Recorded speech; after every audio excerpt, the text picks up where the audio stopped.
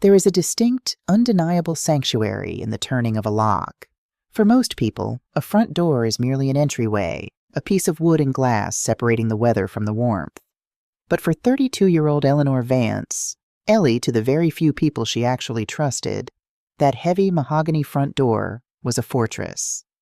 It was the physical manifestation of a decade of grueling, unglamorous survival. A home is not just built from lumber and drywall. For women like Ellie, it is built from missed vacations, reheating cheap coffee in break rooms, and swallowing exhaustion while working 70-hour weeks as an independent software architect. While her peers were backpacking through Europe or maxing out credit cards on designer weddings, Ellie was staring at lines of code until her vision blurred, squirreling away every spare dollar into a high-yield savings account. She didn't want luxury. She wanted independence. She wanted a place where the ground beneath her feet belonged to no one else. And she had found it. A beautiful, modest, modern craftsman in the quiet, leafy suburbs of Seattle. It featured original oak flooring that groaned softly underfoot like an old friend, a wraparound porch that caught the melancholy Pacific Northwest rain, and a kitchen bathed in natural light. When Ellie finally signed the closing documents, her hand had trembled. Not from fear, but from the sheer, overwhelming weight of the realization that she had finally done it. She was safe. She had built her own island. But islands, no matter how remote, are always vulnerable to those who believe they have a divine right to your shores. The Vance family dynamic was not something spoken about politely at dinner parties. It was a silent, suffocating current that had dictated Ellie's life since childhood. In the Vance household, love was not a given. It was a currency, tightly controlled and exclusively distributed by her father, Robert. Robert Vance was a man who viewed his children not as independent souls, but as extensions of his own ego and property. His authority was absolute, his temper a quiet, terrifying simmer that could boil over at the slightest hint of defiance. And then there was Susan. Ellie's mother was a masterclass in weaponized victimhood. Susan had long ago perfected the art of the tragic sigh, the subtle, cutting remark disguised as maternal concern. But Susan's true masterpiece was her eldest daughter, Harper. At 34, Harper Vance was the undisputed golden child. While Ellie was the workhorse, expected to shoulder burdens and ask for nothing, Harper was the fragile bird that needed constant tending. Harper was beautiful, charismatic, and entirely allergic to accountability. She bounced from failed boutique business ventures to disastrous relationships, leaving a trail of financial wreckage in her wake. And every time Harper stumbled, Robert and Susan were there with an open checkbook and a fresh list of excuses, usually funded by demanding small, temporary loans from Ellie. Loans that were, of course, never repaid. When Ellie had proudly announced the purchase of her new home at a rare Sunday family dinner, the reaction had not been celebratory. There were no champagne toasts. Instead, Robert had frowned, slicing his steak with aggressive precision. "A house in the suburbs for a single woman, Eleanor? Seems excessive. A foolish tying up of capital when you know your sister is trying to get her organic candle business off the ground." Susan had chimed in, swirling her wine glass. "It just seems so selfish, darling, all those empty rooms. What do you even need them for? You just sit at your computer all day. Harper is the one who loves to entertain. It's a shame, really." Ellie had swallowed the lump in her throat, packed up her leftovers, and left early. She had long ago accepted that her family would never be proud of her. But it didn't matter anymore. She had her keys. She had her home. Or so she thought. It was a bleak Tuesday in late November when the illusion of safety shattered. Ellie was returning from a grueling 4-day tech symposium in San Francisco. Her flight had been delayed, her luggage had been tossed around in the rain, and every muscle in her back ached with a deep, vibrating fatigue. As her rideshare pulled onto her quiet, tree-lined street, the only thing keeping Ellie upright was the thought of her own bathtub, her own mattress, and the absolute, beautiful silence of her empty house. The rideshare idled in front of her driveway, and Ellie handed the driver a cash tip before grabbing her rolling suitcase. As the taillights of the car faded down the wet street, Ellie turned to face her property. She stopped cold. The heavy, suffocating feeling of wrongness hit her before her brain could even process what she was seeing. The motion sensor floodlights above her garage were blazing, cutting through the Seattle drizzle. But it wasn't the lights that made Ellie's stomach drop. It was the boxes. Stacked haphazardly against the side of her immaculate, detached garage were dozens of cardboard moving boxes. Some of them were already wilting in the damp air. Ellie dropped the handle of her suitcase and walked slowly toward them, her heart hammering against her ribs like a trapped bird. She recognized the handwriting on the side of a large, sagging box. It was her own. Winter coats. Next to it, a plastic bin containing her carefully curated collection of vintage vinyl records had been dumped unceremoniously onto the wet pavement, the lid askew. Rainwater was pooling on the cardboard of another box labeled Office Electronics. Her breath hitched in her throat. Her belongings. The things she had carefully, lovingly unpacked just 3 months ago were sitting on her driveway like garbage waiting for collection. Panic, icy and sharp, spiked through her veins. A burglary? Had she been robbed? She spun around, looking at the front of her house. The windows were intact. The front door was closed. But as she moved closer, her eyes caught a faint, flickering light coming from the living room windows. The television was on. Adrenaline erased her exhaustion. Ellie abandoned her suitcase on the lawn and marched up the front steps. She reached into her purse, her fingers fumbling blindly for her keys, her knuckles white with tension. She thrust the key into the deadbolt and turned it. It clicked, but the handle wouldn't budge. She frowned, rattling the heavy brass lever. It was locked from the inside. Not just the deadbolt, but the chain. "Hello?" Ellie pounded a fist against the thick mahogany wood, the sound echoing dully in the damp night air. "Hey! Who is in there?" For a long, agonizing moment there was nothing, only the sound of the rain hitting the gutters. Then she heard the muffled padding of footsteps against her hardwood floors. The peephole darkened as someone looked out. The chain rattled, sliding free of its track. The deadbolt clicked. The heavy door swung open inward, revealing the bright, warm glow of the entryway chandelier. Ellie froze. The breath was punched out of her lungs, replaced by a suffocating disbelief that paralyzed her vocal cords. Standing in the doorway of her home, wearing a silk robe that Ellie immediately recognized as her own, was her 34-year-old sister, Harper. Harper held a half-empty glass of red wine in one hand, leaning against the doorframe with an air of profound, bored annoyance.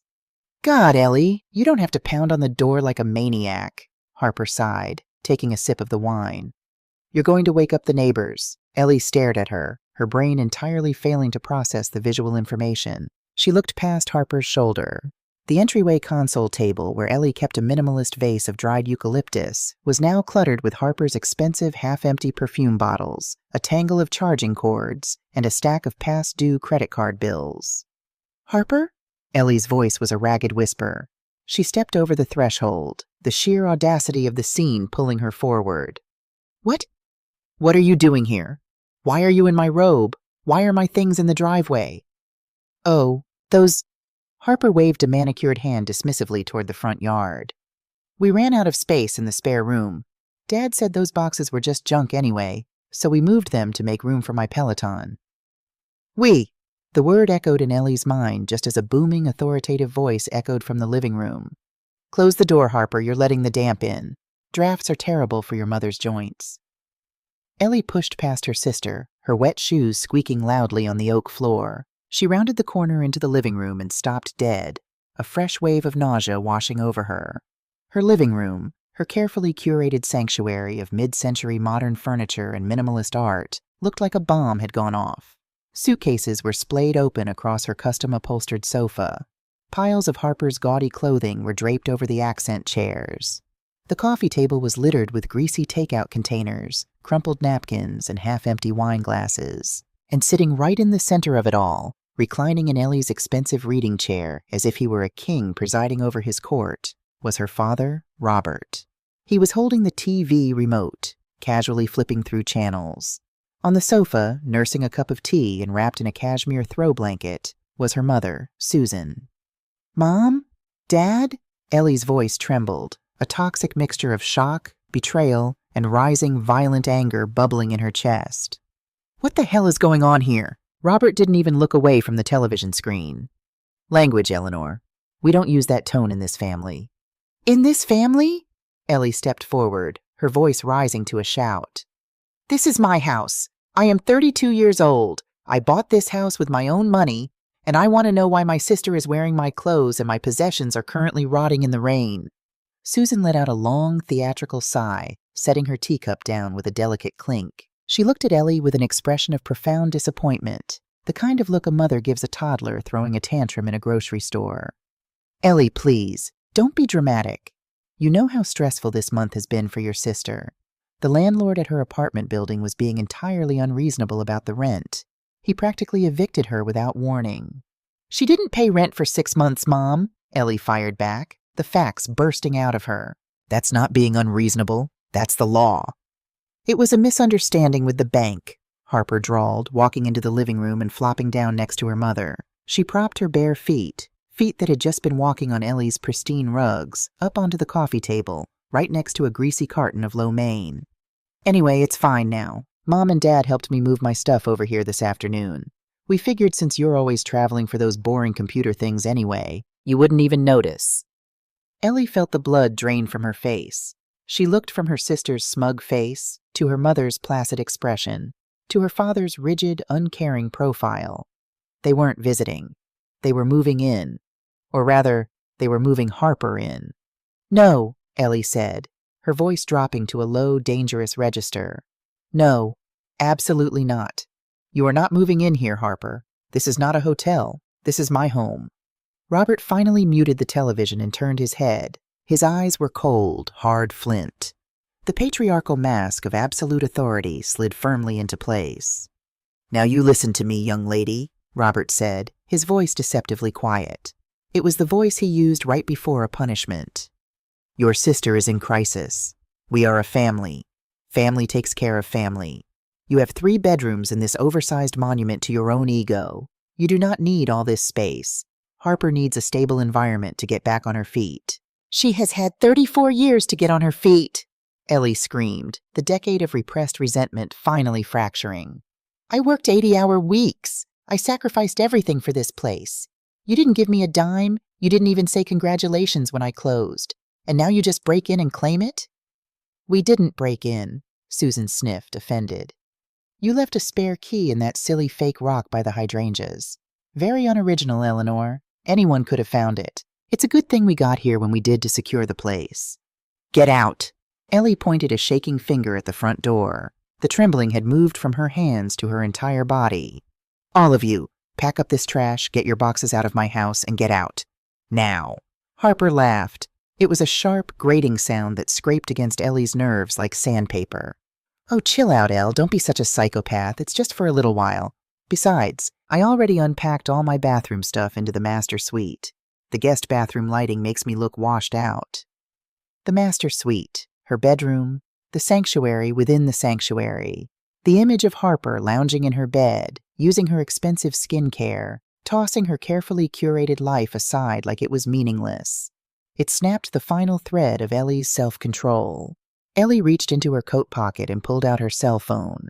Her thumb moved swiftly, aggressively swiping the screen to unlock it. "I am giving you exactly 5 minutes to get your belongings out of my living room," Ellie said, her voice devoid of any familial warmth. It was the voice of a woman backed into a corner. "If you are not moving toward the door by the time I count to 300, I am calling the police and having you all trespassed for breaking and entering." The room went dead silent. The only sound was the faint hum of the refrigerator in the kitchen and the steady drumming of the rain outside. Susan gasped, clutching her pearls, an entirely unironic gesture. "Eleanor Vance? You would call the police on your own flesh and blood? Over a little sisterly bonding?" "You are not my flesh and blood right now," Ellie snapped, dialing 911, her thumb hovering over the final one. "You are intruders, and I want you out." Harper looked at her father, a flicker of genuine uncertainty crossing her face. But Robert Vance did not look panicked. He didn't look angry. In fact, a slow, chilling smile spread across his lips. It was a look of supreme, calculated triumph. Robert stood up slowly, smoothing the wrinkles from his slacks. He reached into the inner pocket of his sports coat, taking his time, savoring the moment of power. "I wouldn't make that call if I were you, Eleanor," Robert said calmly. "Watch me," Ellie hissed, her thumb lowering toward the screen. "By all means, call the authorities," Robert continued, his voice dripping with condescension as he pulled a crisp, folded piece of thick paper from his pocket. He walked over to the coffee table and dropped it right next to the greasy takeout cartons. "But when they arrive, I don't think you're going to like what they have to say." Ellie stared at the folded paper. A heavy, instinctual dread pooled in her stomach. The logical part of her brain, the software architect that built foolproof systems, screamed that something was terribly, terribly wrong. She slowly lowered her phone, her eyes locked on the document. She reached out with trembling fingers and picked it up. It was a standard Washington State residential lease agreement. Her eyes scanned the dense legal jargon, the words blurring together until she reached the bottom of the page. Landlord, Eleanor Vance. Tenant, Harper Vance. Term, 24 months. Rent, $0. And there, at the very bottom, signed in black ink and stamped with a raised official notary seal, was her own signature. The paper felt inexplicably heavy in Ellie's hand, as though the ink itself possessed a gravitational pull. She stared at the signature. The loops of the E, the sharp, decisive cross of the T in her middle name. It was undeniably hers, but the context was a complete, terrifying fabrication. "This is fake," Ellie said, her voice dropping to a harsh, breathy whisper. She looked up, her eyes locking onto her father's. "You forged this." Robert Vance did not flinch. He merely adjusted his cuffs, his expression one of mild, paternal patience. "Eleanor, your memory has always been selective when you're emotional. You signed that 3 weeks ago when we discussed Harper's living situation. It's legally binding. It's notarized." "I haven't seen you in 2 months," Ellie screamed, the sheer audacity of the gaslighting making the room spin. She didn't hesitate. She pressed the final digit on her phone and hit call.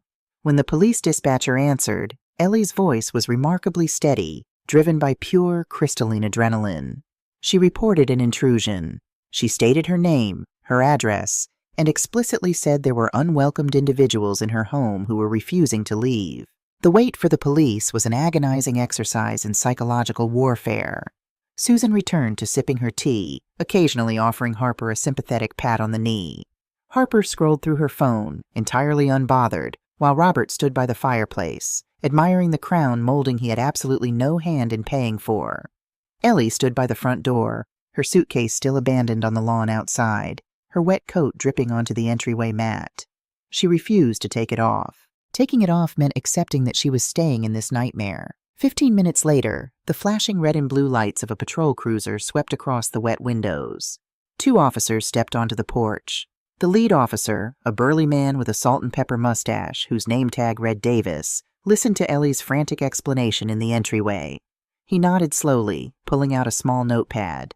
But the moment Officer Davis stepped into the living room, the entire atmosphere shifted. Robert immediately stepped forward, extending a hand with the practiced charm of a man who belonged to country clubs and Rotary associations. "Officers, I'm so sorry you had to come out in this weather. Robert Vance. This is just a terrible family misunderstanding. My youngest daughter here has a bit of a temper, and unfortunately she's trying to unlawfully evict her sister in the middle of a rainstorm." "I am not trying to evict anyone," Ellie interjected, her voice shrill with panic. "She doesn't live here. They broke in while I was on a business trip. That lease is a forgery."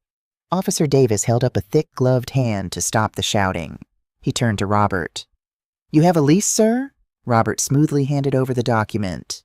Officer Davis pulled a flashlight from his belt, illuminating the paper in the dim living room.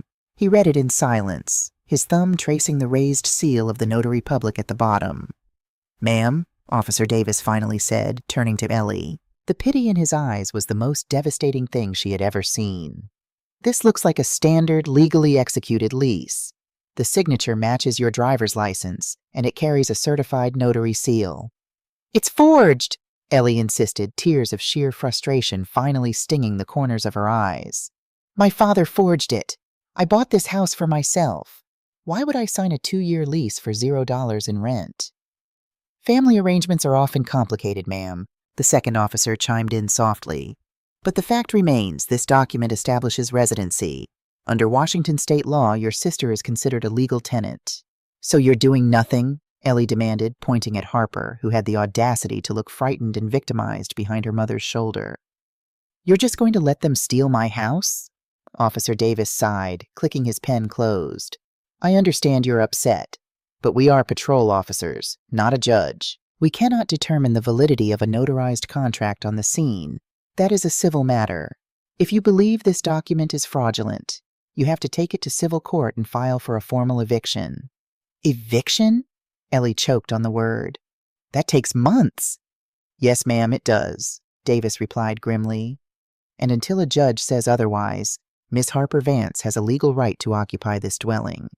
In fact, if you attempt to physically remove her, or if you cut off the utilities, change the locks again, or harass her, you will be the one facing criminal charges for illegal eviction. CD. The silence that followed was absolute.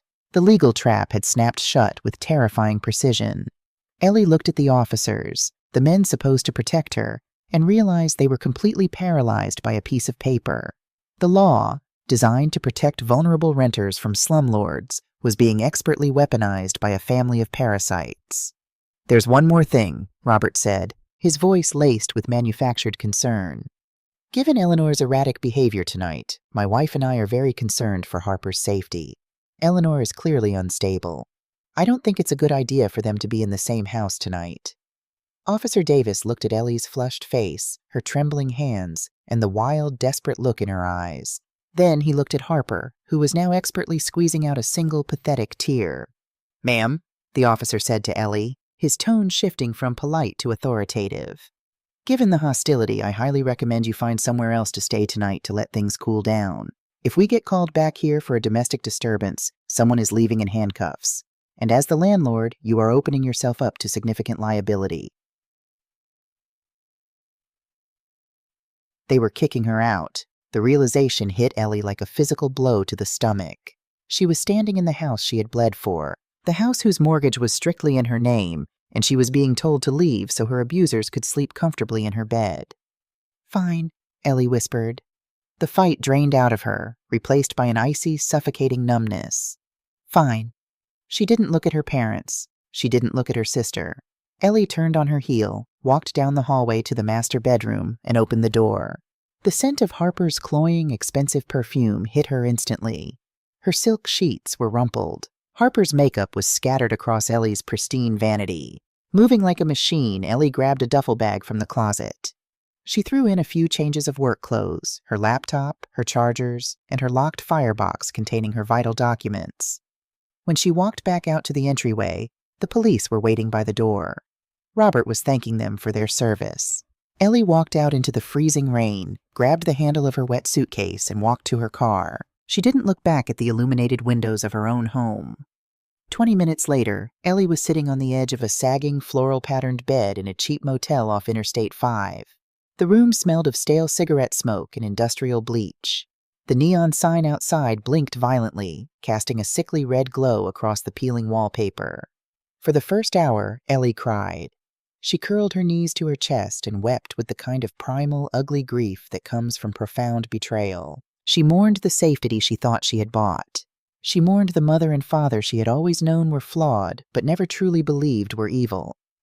But tears do not solve equations, and Eleanor Vance was, above all things, a master of logic. Sometime around 2 a.m., the tears stopped. The emotional hemorrhage clotted. The frightened, betrayed daughter vanished into the ether of the cheap motel room, and the senior software architect took her place. Ellie stood up, washed her face with cold water in the rust-stained sink, and opened her laptop. Her family thought they had outsmarted her. Robert thought his country club arrogance and forged paper made him untouchable. But they had made a fatal miscalculation. They had treated Ellie like a naive, emotional girl. They forgot that she built complex, impenetrable systems for a living. They forgot that she knew how to find the vulnerabilities in any code. She started with the lease. Ellie pulled up the digital scan she had forced Officer Davis to let her photograph before she left. She zoomed in on the signature. To the naked eye, it was flawless. But Ellie knew her own hand. She opened her cloud storage, pulling up years of digitized tax returns, loan applications, and bank documents. She placed her laptop screen side by side with her iPad, running a simple overlay program she used for wireframe design. It took her 45 minutes to find the match. The signature on the lease was a pixel-perfect, exact dimensional match to a signature she had made on a voided check back in 2018, a check she had given to her father when he insisted on helping her set up her first post-grad bank account. Nobody signs their name exactly the same way twice. The loops, the pressure, the spacing always vary by millimeters. An exact match meant it wasn't signed, it was traced. Using a light box or a basic projection tool, Robert had traced her 6-year-old signature onto the lease, but a forged signature meant nothing without the notary. A notary is an officer of the state, legally sworn to verify the identity of the signer in their physical presence. Ellie zoomed in on the notary stamp. Arthur Hughes. Commission expires, 2028. The name tickled the back of her memory. She opened a new tab, diving into public records, social media, and local business directories. Within 20 minutes, a photograph popped up on a local Rotary Club Facebook page. It was a picture of her father, holding a golf trophy, standing next to a red-faced, heavily perspiring man holding a cigar. The caption read, "Bob Vance and Artie Hughes taking home the cup." Arthur Hughes was Robert's longtime drinking buddy, a man who owned a failing used car dealership and evidently used his notary stamp as a favor for his friends, completely ignoring the legal requirement that the signee be present. Ellie felt a cold, sharp smile touch her lips. That was a felony, a very easily provable felony. But the logic puzzle wasn't complete. Why go to such extreme criminal lengths? Robert and Susan had money.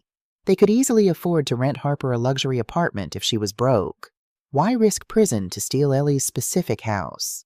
Why force Harper into a suburb she hated, away from the downtown nightlife she craved?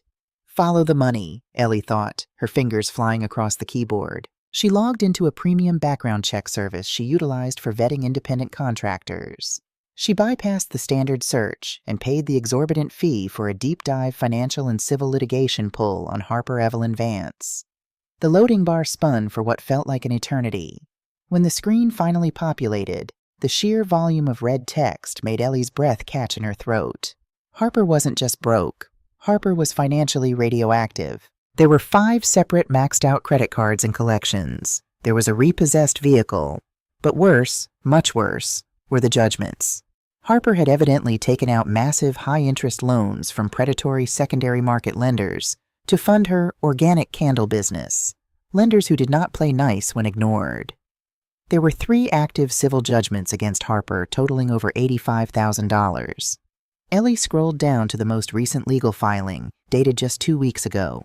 It was a notice of intent to levy. The creditors were aggressively searching for assets to seize.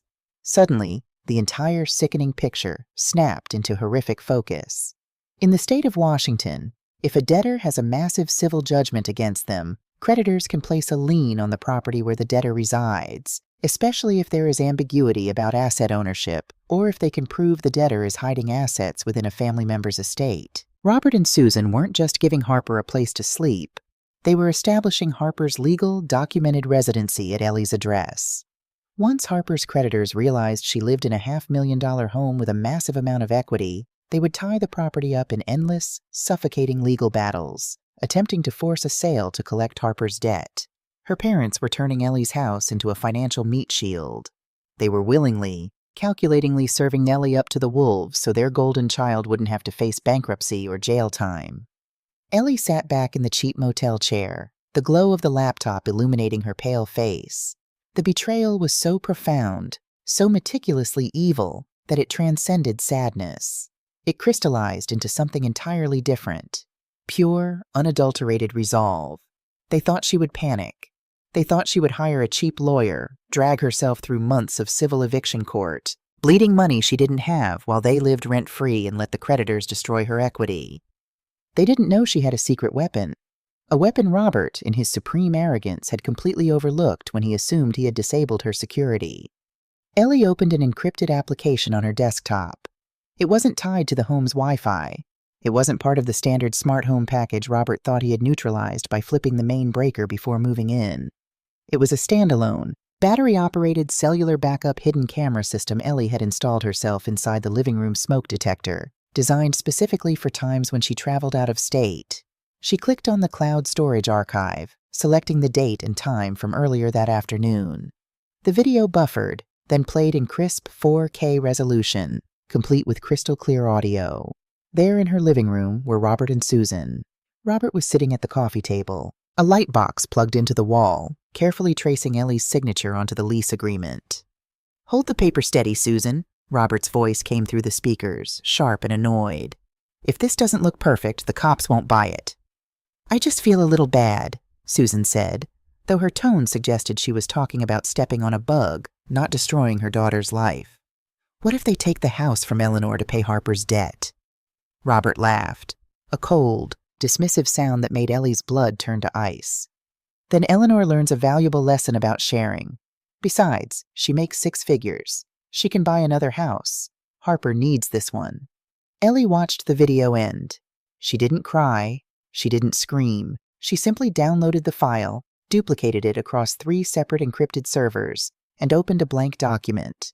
She began to type out an email, not to a civil eviction attorney, but to the most ruthless, high-powered criminal prosecutor she could find in King County. Her family wanted to play a game of property rights.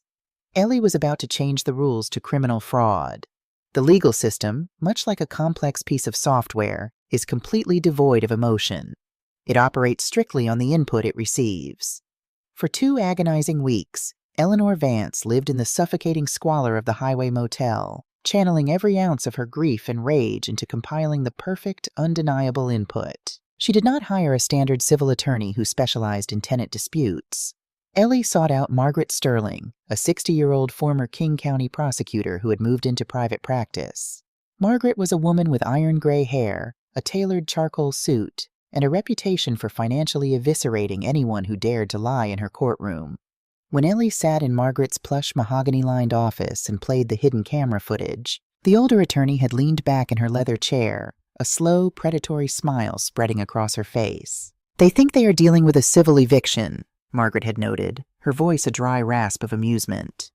"They think the worst-case scenario is that a judge tells them to pack their bags in 30 days. They have no idea they've constructed their own prison cell." Ellie had simply nodded, her eyes dead and cold. "I don't just want my house back, Margaret. I want them to understand that I am no longer their property." The day of the hearing arrived with the gray, oppressive drizzle typical of a Seattle morning. The King County District Courthouse was a brutalist structure of concrete and fluorescent lighting, smelling faintly of floor wax and stale coffee. Ellie sat at the petitioner's table, her posture perfectly rigid. She wore a tailored navy blouse and slacks, her hair pulled back into a severe, uncompromising knot. She looked every inch the successful, disciplined woman her family so deeply resented. When the double doors at the back of the courtroom swung open, the Vance family entered as if they were arriving at a theater premiere where they were the tragic stars. Susan Vance clutched a lace handkerchief, dabbing at eyes that were entirely dry, leaning heavily on her husband's arm. Harper trailed behind them, wearing a beige cashmere sweater that Ellie distinctly remembered buying for herself in Paris. Harper looked bored, scrolling on her phone, utterly unconcerned with the legal proceedings. Why should she be? Her father had always fixed everything. Robert Vance strode down the center aisle with the booming confidence of a man who owned the building. He wore his best golfing blazer, his silver hair impeccably combed. When he glanced at his daughter sitting at the plaintiff's table, he offered a small, condescending shake of his head, a patriarch disappointed in a rebellious child. Judge Eris Thorne, a no-nonsense magistrate with a deeply lined face and a terrifying lack of patience, called the room to order. "Case number 44B, Vance versus Vance," Judge Thorne announced, peering over his reading glasses. "Petition for emergency eviction and nullification of a residential lease. Ms. Sterling, you represent the plaintiff. You're claiming the lease is fraudulent?" "We are, Your Honor," Margaret stated smoothly, standing up. "We assert the signature was forged and the notary seal was obtained illegally."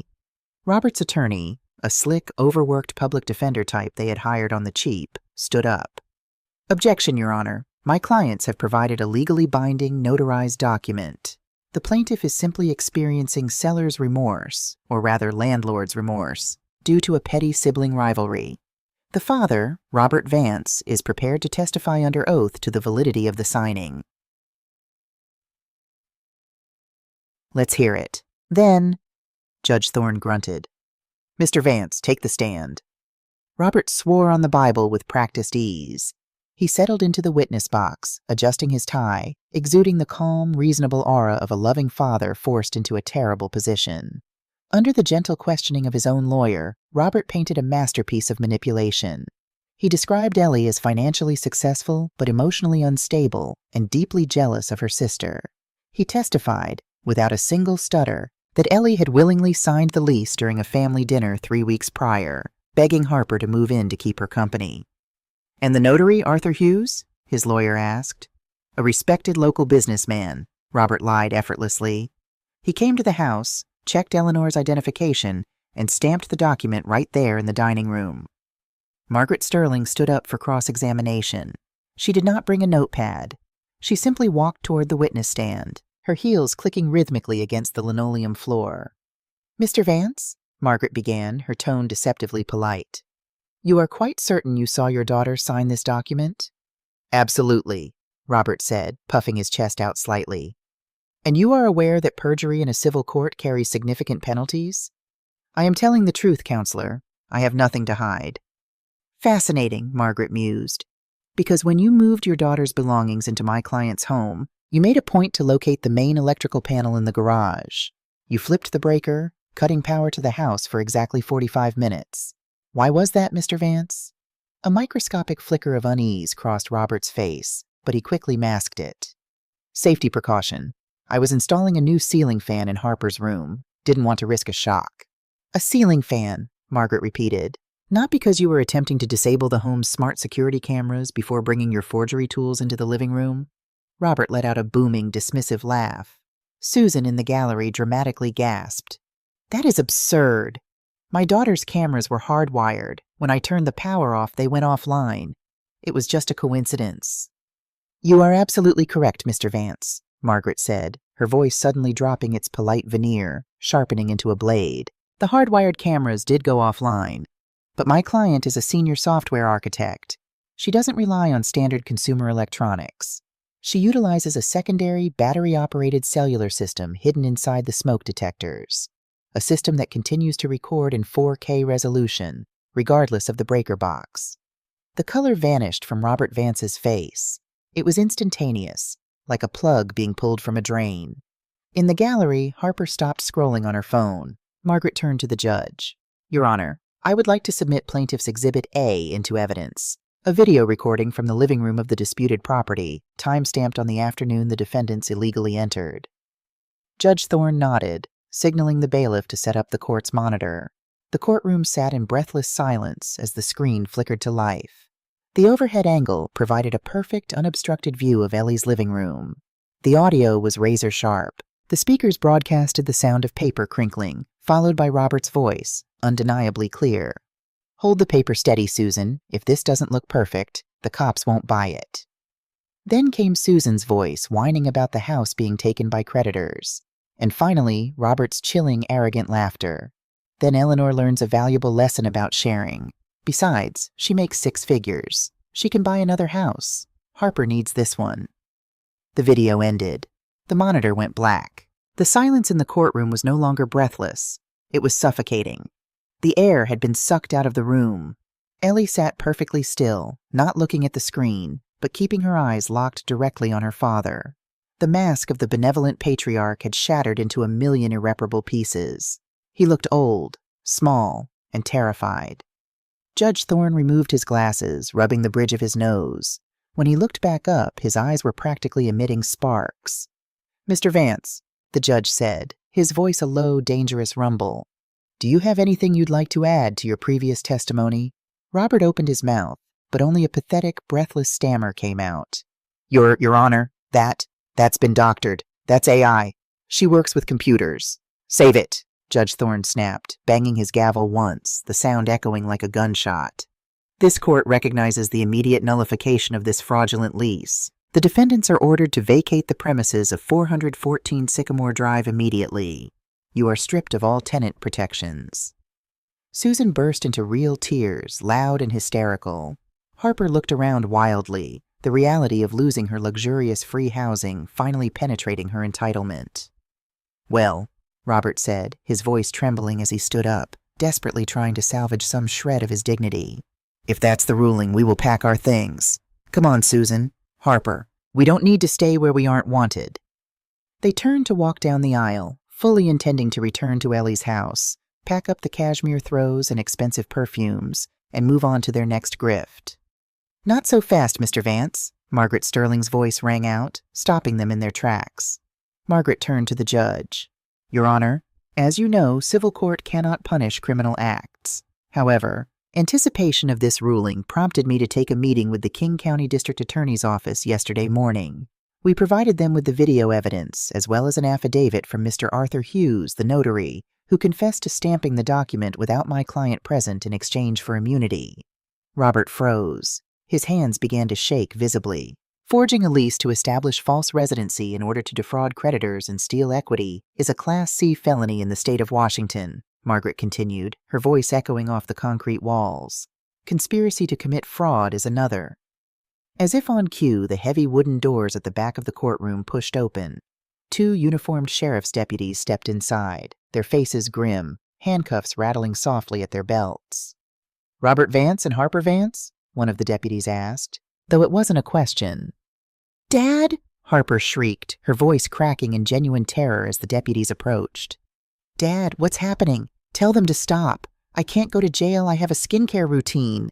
"Eleanor!" Susan wailed, rushing toward the dividing rail, her face flushed and streaked with mascara. "Eleanor, please, tell them it's a joke. He's your father. She's your sister. You can't let them do this. We are family." Ellie finally stood up. She walked slowly to the wooden rail separating the gallery from the court. She looked at her mother's weeping face. She looked at her sister, sobbing as a deputy firmly pulled her arms behind her back. And finally, she looked at her father. Robert Vance wasn't fighting. The absolute shattering realization that his control was gone had broken him. The metal cuffs clicked around his wrists with a cold, final finality.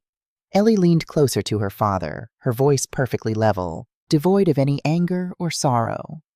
"You told the judge I needed to learn a valuable lesson about sharing, Dad," Ellie whispered, just loud enough for him to hear. "I prefer to think of it as a lesson in boundaries. Have a nice life." She turned her back on them and walked out of the courtroom. She didn't look back when Harper started screaming her name, and she didn't flinch when her mother collapsed onto the courtroom benches in a theatrical faint. By late afternoon, the Seattle rain had finally stopped, giving way to a brilliant golden-hour sunset that bathed the suburbs in a warm amber light. Ellie pulled into her driveway. The unauthorized moving boxes were still wet on the lawn, but she didn't care. She walked up the steps, pulling a brand-new, freshly cut silver key from her pocket. She slid it into the deadbolt. It turned with a heavy, satisfying thunk. She pushed the door open. The house was a mess. There were takeout containers to throw away, linens to burn, and floors to aggressively scrub with bleach. It would take a full weekend of labor to scrub the lingering scent of her family's entitlement from the walls. But as Ellie stepped over the threshold and closed the heavy mahogany door behind her, locking it tight, a profound, unshakable peace settled over her shoulders.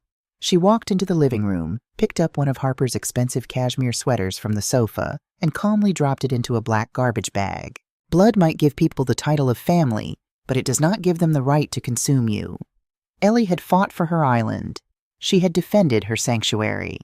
And as the fading sunlight caught the edges of the room, she knew with absolute certainty that the only footsteps that would ever echo in these halls again would be her own. Keys can open doors, but only respect and the fierce, uncompromising enforcement of your own worth allows you to truly live inside. The grinding machinery of the criminal justice system is not a sudden guillotine. It is a slow, methodical press. For the Vance family, who had spent their entire lives treating consequences as something that only happened to other, lesser people, the reality of that press was utterly incomprehensible. While Ellie spent her first weekend back in her own home systematically erasing her family's presence, scrubbing the hardwood floors with Murphy oil soap, throwing Harper's abandoned cosmetics into heavy black contractor bags, and airing out the cloying scent of her mother's floral perfume, Robert and Harper Vance were experiencing a violently different kind of weekend. The King County Correctional Facility in downtown Seattle does not care if you belong to the prestigious Oak Harbor Country Club.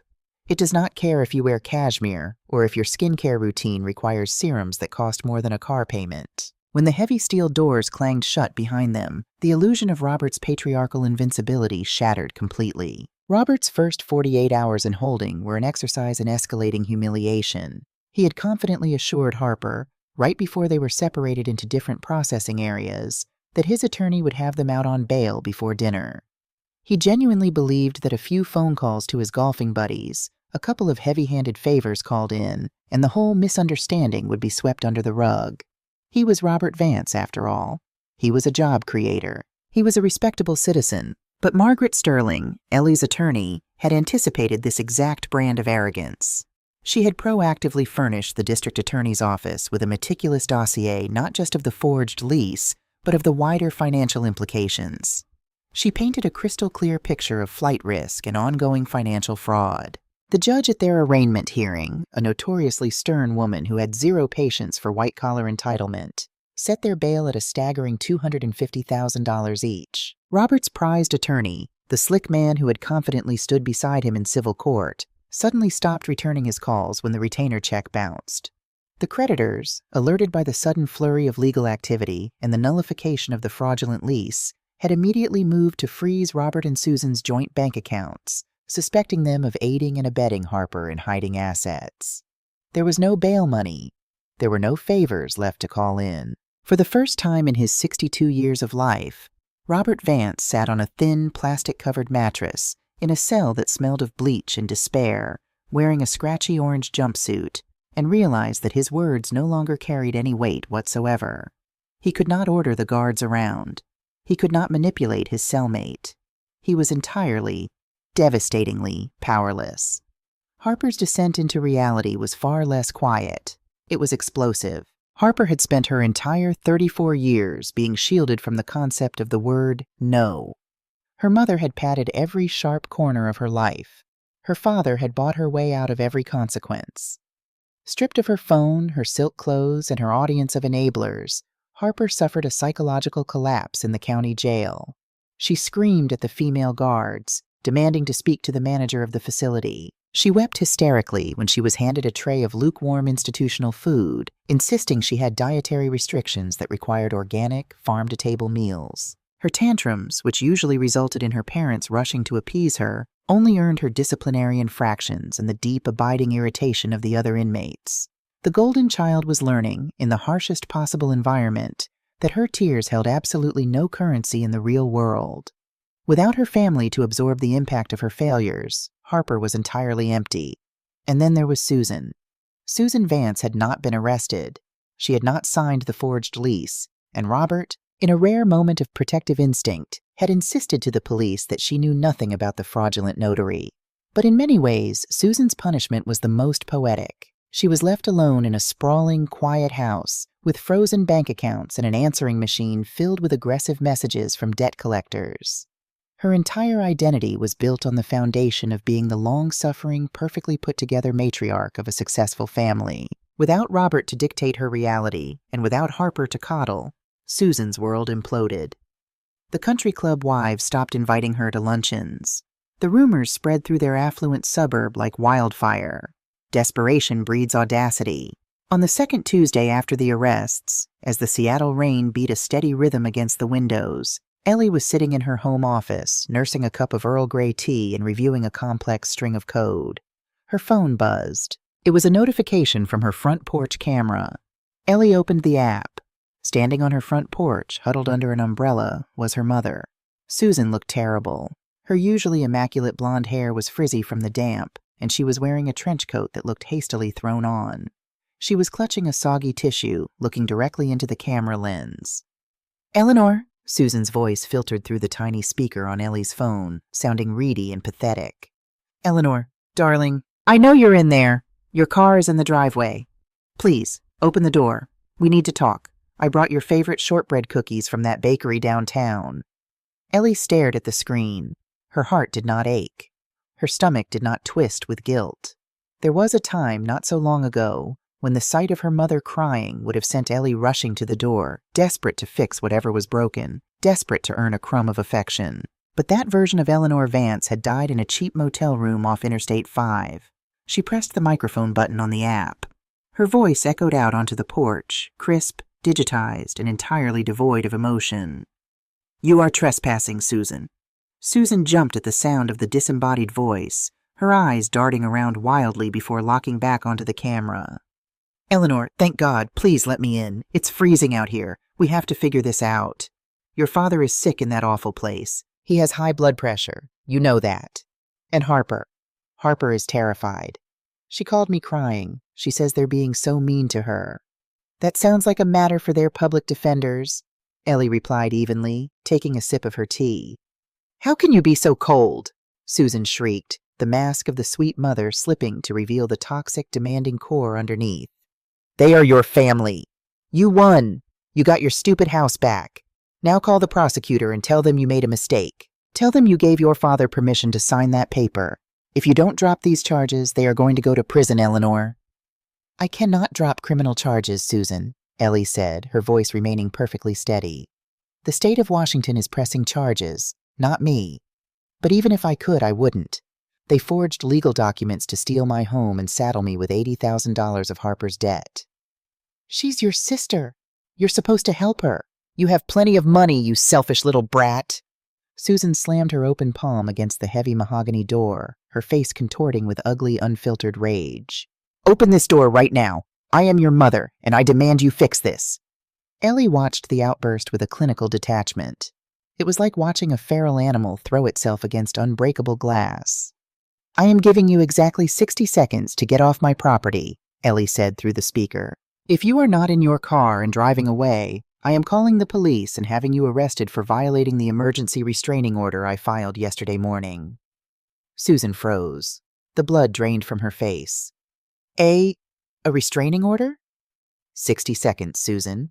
59. 58.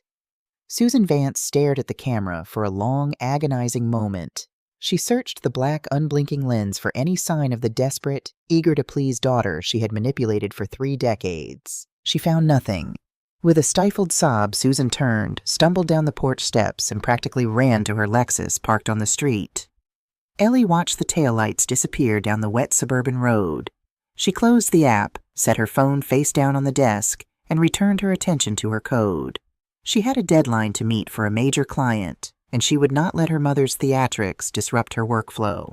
The trial, when it finally arrived 6 months later, was a remarkably brief affair. There is a distinct lack of dramatic courtroom monologues when the evidence consists of crystal-clear 4K video and a full confession from a terrified co-conspirator. Arthur Hughes, the notary, had accepted a plea deal that required him to surrender his license and testify against Robert in exchange for probation. Faced with overwhelming, insurmountable evidence, the overworked public defenders advised Robert and Harper to take a plea deal. Taking it to a jury, they warned, would likely result in maximum sentences given Robert's utter lack of remorse and the premeditated nature of the crime. Ellie attended the sentencing hearing. She sat in the very back row of the gallery, wearing a sharp, tailored suit. Robert Vance looked 10 years older. The county jail had stripped him of his country club tan. His hair was thinning, his posture stooped. He did not look back at the gallery. He kept his eyes fixed on the floor. Harper looked even worse.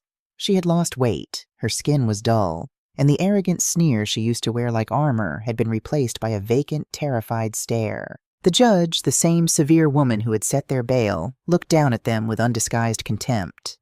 Robert Vance, the judge intoned, her voice echoing in the cavernous room. You orchestrated a complex fraud designed to exploit and steal from your own daughter. You weaponized the legal system to protect one child at the direct, devastating expense of the other. You have shown zero remorse, only regret that you were caught. I sentence you to 36 months in a state correctional facility. A collective gasp echoed from the few of Robert's former friends who had bothered to show up. Susan buried her face in her hands, weeping loudly. Harper Vance, the judge continued, shifting her gaze to the trembling woman. While your father orchestrated this crime, you were a willing and eager participant. Your sense of entitlement does not excuse your complicity in attempting to ruin your sister's financial future. I sentence you to 18 months in a state correctional facility, followed by 3 years of supervised probation, during which you will make full restitution to your creditors. The gavel fell. It was a heavy, final sound. The deputies moved in, placing the handcuffs back onto their wrists. As they were being led toward the side door that led to the holding cells, Harper finally turned around. Her eyes scanned the gallery, frantic and wet, until they landed on Ellie sitting quietly in the back row. Harper's mouth opened. Perhaps she wanted to apologize. Perhaps she wanted to hurl one last insult. But Ellie didn't give her the chance. Ellie didn't smile, she didn't gloat, and she didn't frown. She simply held her sister's gaze for one long, defining moment, and then she stood up, turned her back, and walked out the double doors into the bright, crisp afternoon air. The aftermath of a hurricane is always messy, but the air is undeniably cleaner once the storm has passed. A year after the sentencing, the Vance family estate was completely dissolved. The creditors, unable to attach liens to Ellie's property, had turned their full legal wrath upon Robert and Susan. To pay the massive legal fees and satisfy the aggressive civil judgments against Harper, Susan was forced to sell the sprawling family home. She moved into a small, rented apartment in a less desirable zip code, working as a receptionist at a dental office to make ends meet while her husband and daughter served their time. The country club revoked their membership. They became a cautionary tale whispered over martinis at dinner parties they were no longer invited to. Eleanor Vance, however, thrived. Without the suffocating toxic weight of her family's constant demands and emotional manipulation, her career skyrocketed. She was promoted to principal architect at her firm, earning a salary that allowed her to aggressively pay down the principal on her mortgage. But more importantly, her house finally became a home. She hired a professional landscaping crew to rip out the hydrangeas where her father had claimed to find the spare key, replacing them with a beautiful, modern rock garden. She repainted the guest room, the room Harper had tried to claim, a soothing, deep sage green, turning it into a dedicated library and meditation space. She hosted dinner parties for her colleagues and the small, fiercely loyal group of friends she had cultivated over the years. Her home was frequently filled with the sounds of genuine laughter, the clinking of wine glasses, and the warmth of chosen family. On a quiet Sunday evening in late autumn, Ellie sat on her wraparound porch, wrapped in a thick wool blanket. The Seattle rain was falling softly, misting the air with the smell of wet pine and damp earth. She held a mug of hot coffee in her hands, watching the streetlights flicker on down the quiet, safe suburban street.